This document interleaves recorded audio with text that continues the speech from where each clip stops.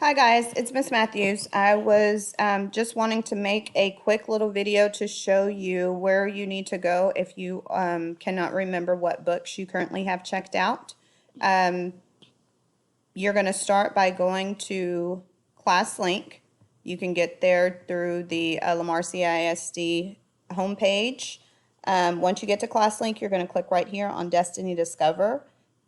When Destiny Discover opens, you'll see a page that looks similar to this. Make sure it has your name there at the top so you are logged into your account. You're going to click these three lines here, and then you're going to go to Checkouts. I'm just showing. Once you get to Checkouts, it will show you exactly what it is that you have checked out. So please pay attention to the books that you have checked out. If you currently have a laptop checked out, you will see that as well.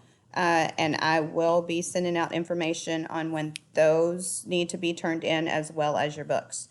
So make sure that you go ahead and try to find everything and put it in a safe space or safe location, or so you know where to find them when it is time to check out, and make sure you've signed up for the remind.